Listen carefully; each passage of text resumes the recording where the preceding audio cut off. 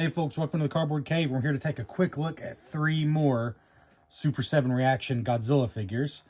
These are actually from blind boxes. They are the metal series, the metallic series, right here.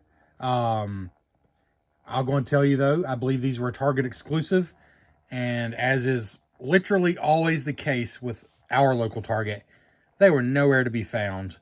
I really do not like these Target exclusives, because at least in my case, the only Target within an hour or 45 minutes or so of my location, I just never find these. That being said, at one point recently, and I've heard they're going to restock them. I've actually heard that from one of the higher ups at Super 7. So you might be able to find them soon in your Target, so keep an eye out. These were not supposed to be a one and done thing. It's just they ran out of stock quickly, I guess. Anyways, I don't have any chance, I don't think, of finding them at my Target, so I got these, unfortunately, on the aftermarket. There's actually 5. I just got the 3. I got the 3 that are actually metallic.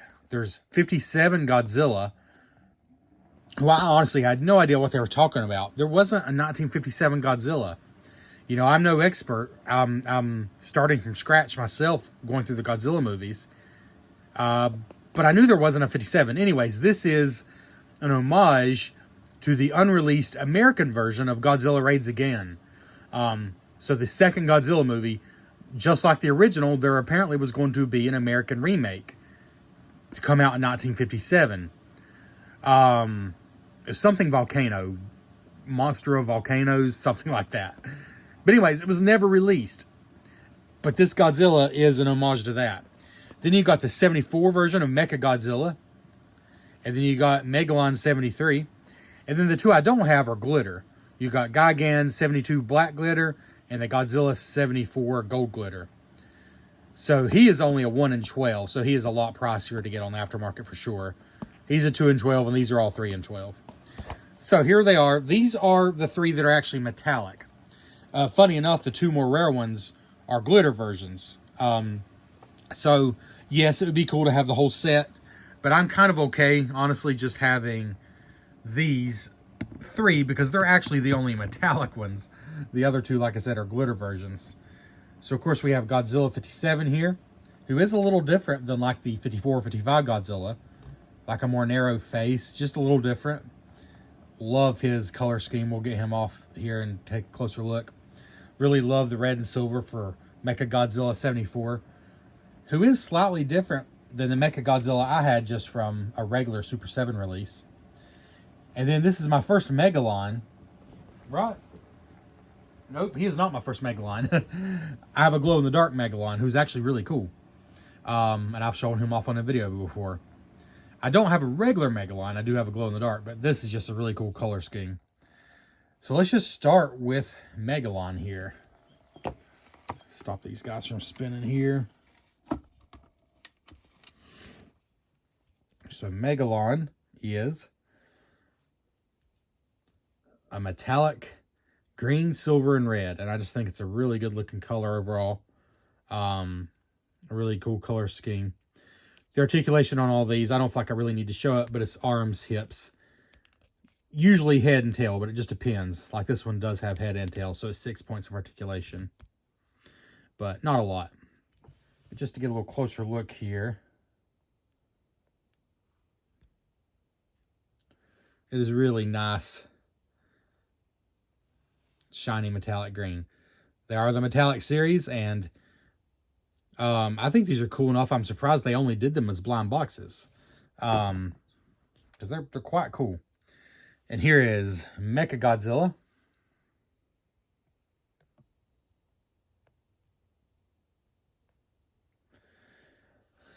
Again, a really nice red and silver scheme, and I like the black as well.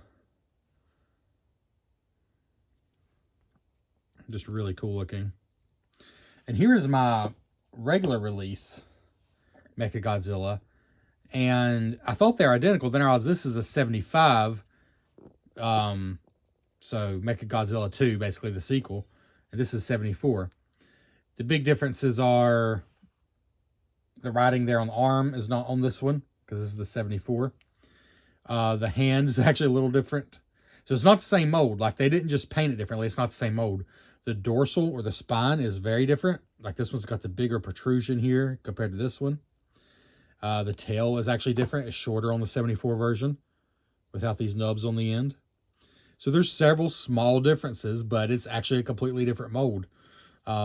Super 7 does take their, and you can see the chest piece is a little different as well between the two. The neck's a little different. Yeah, it's just a little different. Super 7 takes their Godzilla reaction figures seriously. They actually have a pretty interesting history with it. Like, it's something that is important to them. So they do get those little details right, and I appreciate that. The fact that they could have probably gotten away with 90% of people, they probably could have gotten away with using the same mold for these two. But there are tiny differences, so they did not use the same mold, and I appreciate that. And for the price they charge, I think that is reasonable to expect. But anyways, I really like this one. Nice metallic red. I mean, I could be convinced they're little metal figures from a distance, and I think that's pretty cool.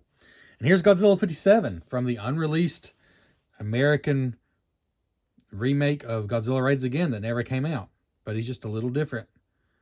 And you know what? I'll go grab my Godzilla 54 off the shelf to show the differences. But Super 7 has done a Godzilla 57 figure just in a regular, like, grayscale colorway. But it's just wild that they've even done that at all, considering the movie didn't even come out. Really love these colors, though. Love that blue. And the blue, this reminds me very much of a Sofubi character. Actually, all these do, which is why actually I really wanted to get them, because they do remind me of Sofubi soft vinyl figures, just the way they're painted. They look like they're painted with a spray gun with the kind of bold colors and everything. And I really like that. But that being said, let me get a regular Godzilla, and so we can compare. And that'll pretty much be it.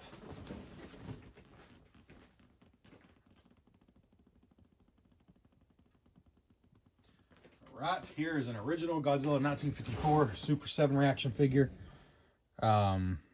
So the face is surprisingly different, if I can get it to focus here. The faces are surprisingly different.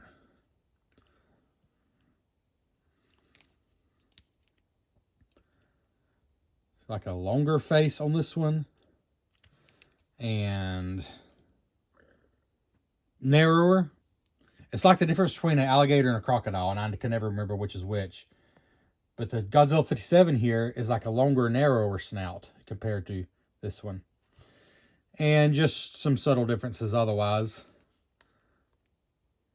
Like, the legs are definitely a little different. More of a noticeable knee here, I would say. How about the dorsal fins? Are they the same? Pretty much. Pretty close. Not maybe 100%. Pretty close. Mostly the faces are going to be your differences there. Anyways, there we go. These are the metallic series. My recommendation is